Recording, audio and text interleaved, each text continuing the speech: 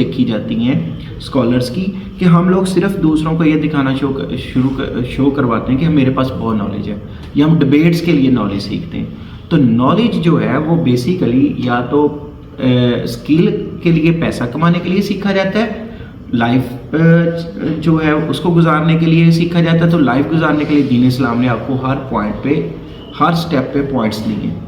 तो वो इल्म अपने लिए हम नहीं सीख रहे, अपनी प्रोग्रेस के लिए नहीं सीख रहे। देख लो हम लोग किस लिए सीख रहे हैं, ठीक है। और जो कुछ बन जाता है, पढ़ जाता है, बहुत सारे लोग ऐसे, उनको तो फिर आप उनसे बात भी करो तो ऐसे होते हैं जैसे उन्होंने पता नहीं, मतलब, ठीक है।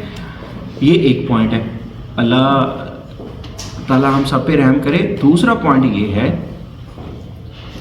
कि हम लोग बट चुके हैं, हम लोग बट चुके हैं। अब 12वीं सदी में जाओ, पीछे जाओ, आज से 100-150 साल पीछे जाओ, कौन अहले हदीस था, कौन देवबंदी था, कौन बरेलवी था, कौन अहले सुन्नत था। तब एक ही जमात थी मुसलमान, और वो सारे मुसलमान मिलजुल के रहते थे, ठीक है। इमाम थे इल्म, इमाम अहमद बिन हम्बल हैं, इमाम अबू हनीफा हैं, इमाम शाफी हैं, ये इमाम हैं, इमाम बुखारी हैं।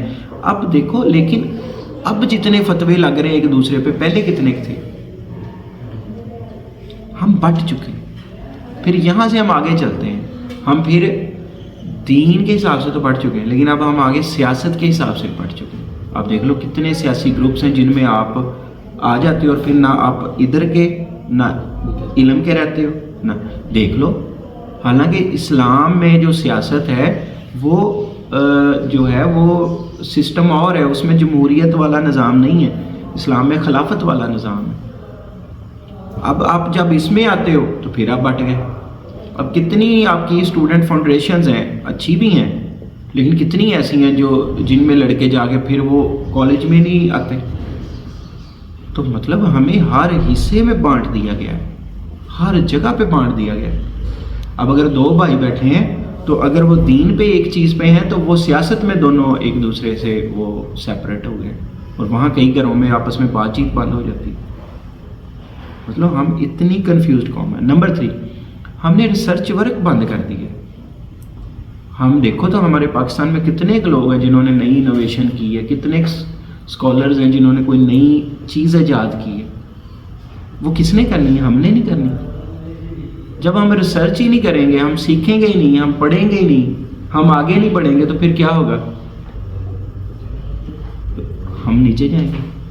और फिर इसी तरह आप देख लो, हम सूद के निज़ाम में, पूरी दुनिया सूद के निज़ाम की लिपट में आ चुकी है, और जहाँ सूद का निज़ाम आ जाए वहाँ मईशत हमेशा कमज़ोर हो जाती है। हमारा ज़कात का निज़ाम है, अगर सारे लोग अपनी ज़कात दें तो सूद की ज़रूरत ही नहीं पड़ती। अब बात भी कर रहे हो तो मतलब पहली चीज़ ये कि हम लोग खुद कोशिश नहीं कर रहे। नंबर 2 ये कि हम लोग